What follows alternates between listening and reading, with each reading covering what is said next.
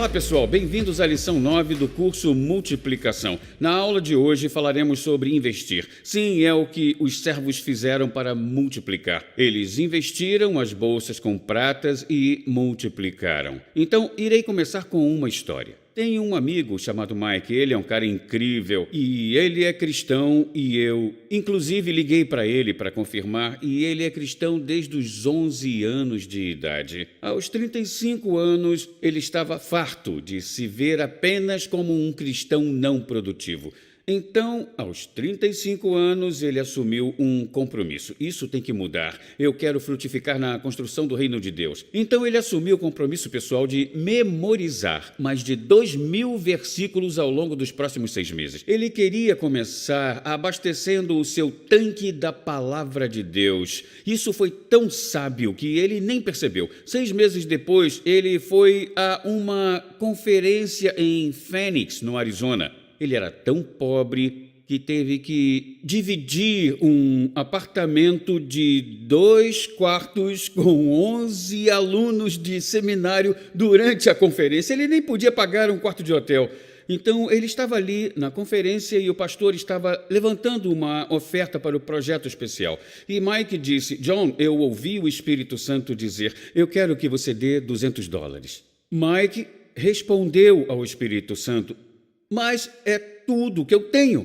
E ele disse: John, o Espírito Santo retrucou: filho, não estou te pedindo mais que isso, apenas $200. Então ele disse: John, eu dei tudo o que eu tinha comigo. Era tudo que eu tinha, tudo que eu tinha.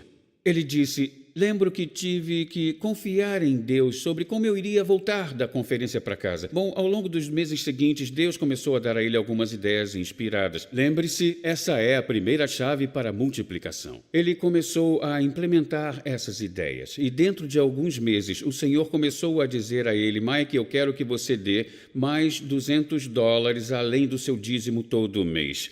Então ele começou a fazer isso. Depois passou para $400 além do dízimo. Os negócios que ele iniciou a partir das ideias inspiradas começaram a prosperar e dentro de pouco tempo ele começou a dar $1.000 além do dízimo todo mês. Depois passou para $4.000 além do dízimo. Depois $10.000, depois $17.000, depois $25.000 e depois $40.000 além do dízimo todo mês. Depois 50.000, depois passou para $100.000 além do dízimo todo mês. E da última vez que eu falei com o Mike, não faz muito tempo, estava em $150.000 além do dízimo todo mês.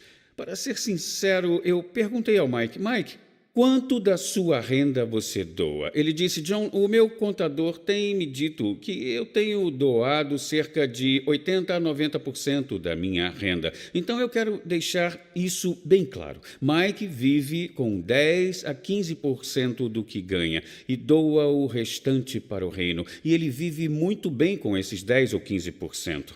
Então, o que Mike fez? Ele multiplicou o dom de Deus em sua vida. Se formos ao livro de Romanos, um dos dons especificamente identificados é o dom de contribuir. E lembre-se, não é uma lista exaustiva. Há diferentes dons que Deus deu ao seu povo. São vários, realmente. Mas um dos maiores dons que você verá mais difundido é o dom de contribuir. Mike faz isso agora. Não começou a acontecer antes dos seus 35, 36, 37 anos. Mas poderia ter começado a acontecer quando tinha 20 anos, quando tinha 15 anos. Onde ele estaria hoje se estivesse começado desde cedo? Ele tinha o potencial, mas não estava multiplicando. Por quê? Porque ele não tinha fé. Por quê? Porque não tinha estudado os 2.000 versículos após a decisão de se tornar mais eficaz em construir o reino de Deus. Então, nessa lição, eu quero focar não só no dom, e eu sei que em todas as outras lições falamos sobre nossos dons e como usá-los para multiplicar.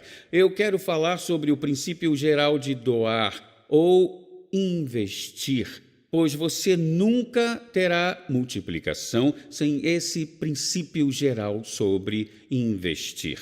A maioria dos cristãos bem-intencionados tem essa atitude em relação a contribuir. Do que estou disposto a abrir mão pelo bem do outro? Agora, deixe-me afirmar uma coisa. Essa é uma atitude muito boa, mas se for a única atitude, ela é incompleta e não é tudo o que Deus quer de nós no que diz respeito a contribuir. Como assim incompleta? O que poderia ser mais completo do que estar disposto a abrir mão de algo pelo benefício dos outros? Primeiro, irei repetir, é uma atitude boa e nobre, mas contribuir também é um investimento, tá bom? O que é um investimento? Investir é abster-se de consumir algo a fim de fazê-lo crescer. Especificamente em relação às finanças, é abster-se de gastar agora a fim de investir fundos para crescimento. Um exemplo seria eu e a Lisa, em nossos anos mais maduros. Peraí, eu não estou dizendo que sou velho, eu só estou dizendo que isso aconteceu há poucos anos atrás, tá bom? Nós tínhamos um dinheiro guardado e decidimos, em vez de gastar, investir em 2 pequenas propriedades, em 2 pequenos terrenos. Bom, sabe o que aconteceu? Em alguns anos, os terrenos dobraram de valor e nós os vendemos. Então, multiplicamos nosso dinheiro por 2. Contribuir no reino é investir para fazê-lo crescer. Então, há 2 extremos no que diz respeito a finanças e contribuir. Primeiro, existem aqueles que doam apenas para receber. Uma razão egoísta. É uma coisa muito ambiciosa, certo? Então, em outro extremo, pessoas que não gostam nem de falar sobre ofertas. Elas odeiam ouvir sobre ofertas porque acham que os outros estão tentando roubar o dinheiro delas. Lisa e eu frequentávamos, quando éramos jovens cristãos, em nossos 20 e poucos anos, uma igreja em Dallas, no Texas, em que havia uma forte ênfase em dar, a fim de receber uma colheita. E víamos muitas pessoas abraçar esse ensinamento e buscar contribuir a fim de conseguir uma casa maior, carros melhores, e isso nos deixou com uma impressão negativa. Lembro que quando deixamos aquela igreja, fomos para uma nova igreja. Poderíamos ter partido para o outro extremo e não gostar de ofertar, mas conhecíamos a palavra de Deus o bastante para saber que não era assim. E essa experiência revelou como podemos ofertar e até colher os benefícios, mas fazer isso com a motivação errada. As leis de Deus funcionarão mesmo se a motivação não for correta, ok? Deixe-me dar um exemplo. Imagine 2 fazendeiros. Um fazendeiro planta a semente a fim de ter uma colheita como a de Lucas 16, para construir celeiros maiores e poder dizer: relaxe, coma, beba. Você fez bem, seja feliz. E Deus diz: tolo, esta noite a sua vida lhe será tomada. Jesus disse que essa motivação era ambiciosa. Porém, o outro fazendeiro diz: quero plantar muitas sementes, pois quero alimentar os necessitados da minha comunidade. Quero ajudar pessoas a terem alimento em suas mesas. Bom, adivinha? A motivação do fazendeiro é boa. A motivação do outro fazendeiro não era boa. Mas sabia que a lei de plantar e colher funcionou igualmente para os 2? As leis de Deus de plantar, investir e colher funcionam, seja quando sua motivação é correta ou quando não é. Agora, seria ridículo se todos os fazendeiros da comunidade dissessem: não iremos mais plantar sementes porque esse cara teve uma atitude ambiciosa. Vê como não faria sentido? Ninguém teria alimento. Isso é o que muitos cristãos têm feito. Eles dizem: não quero nem ouvir falar sobre ofertar. Não fale comigo sobre ofertas. Não leia versículos sobre contribuir. Pois algumas pessoas são ambiciosas, pois têm contribuído para si mesmas a fim de terem ganhos pessoais. Aquele cristão que oferta só para poder receber mais em troca é como o fazendeiro que quer construir celeiros para poder comer, relaxar e ficar em paz. Deus diz: tolo, esta noite sua vida lhe será tirada. É por isso que Jesus evita a motivação de ser ambicioso. Vamos nos aprofundar nas palavras de Paulo, pois veremos algo bem incrível aqui.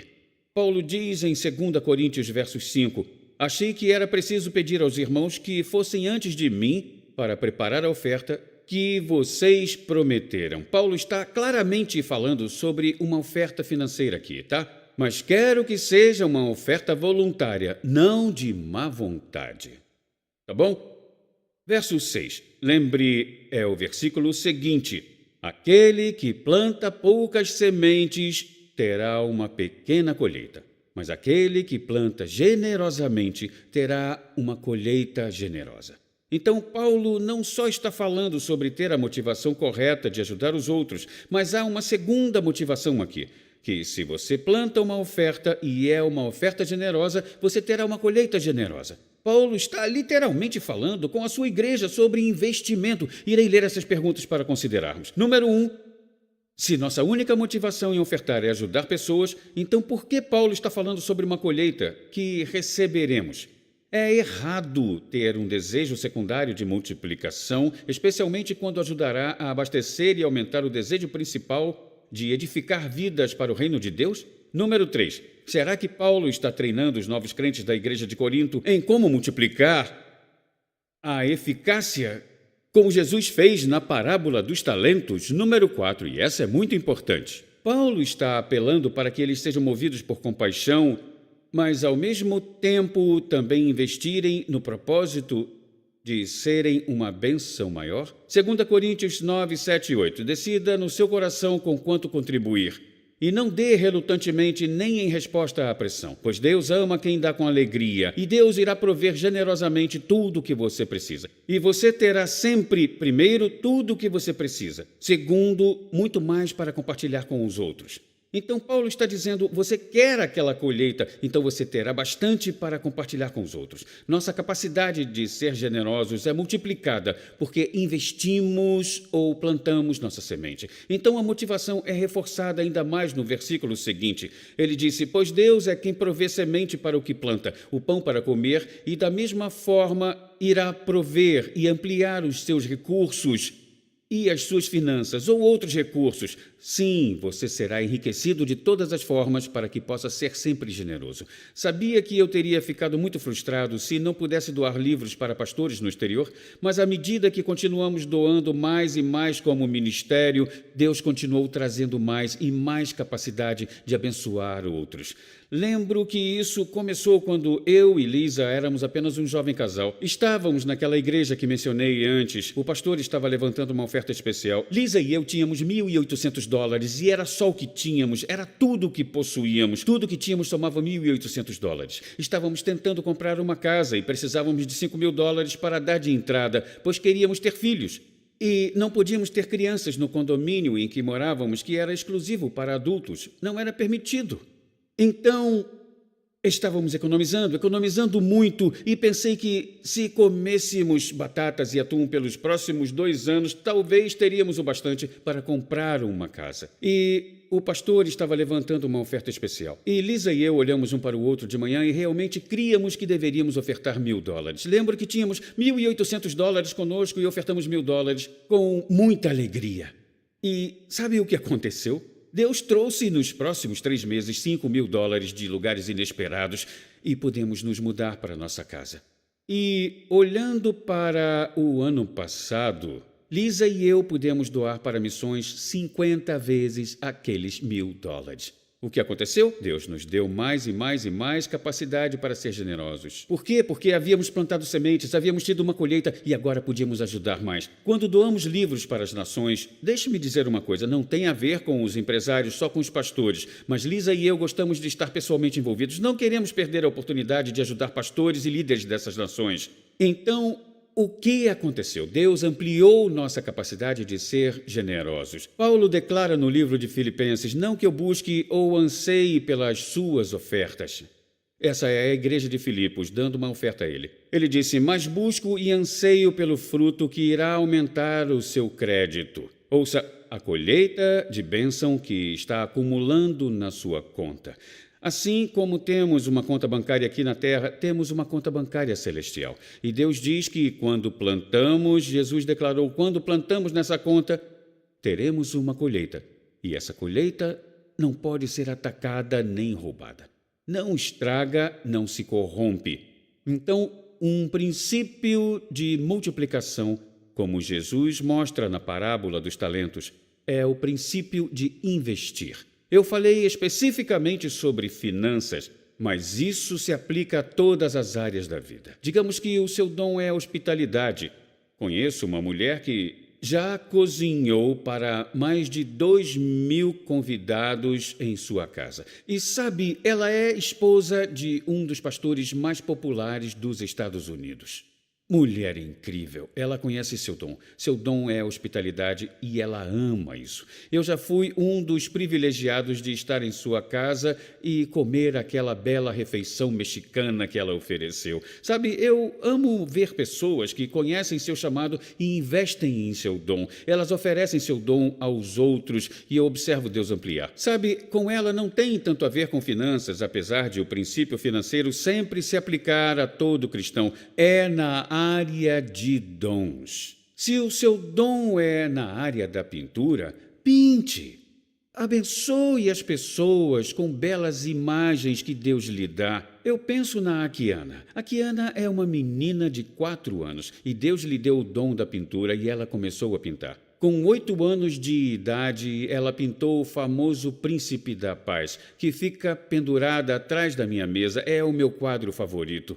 Aquela menina de 8 anos já havia começado a plantar e Deus lhe deu mais e mais, até que um homem foi até a sua casa um dia. Sua família nunca tinha visto antes. Não sabiam quem ele era, mas ele parecia com esse carpinteiro e ela pintou aquele homem.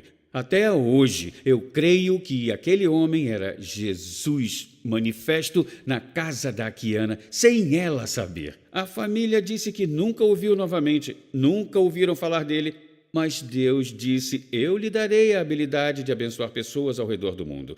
Isso é o que acontece quando somos fiéis ao nosso dom. Descubra qual é o seu dom e comece a investir para que a sua capacidade de abençoar outros seja aumentada. Bom, nós cobrimos muita coisa, mas na próxima lição iremos falar sobre os principais catalisadores dos nossos dons. E você não pode perder essa lição.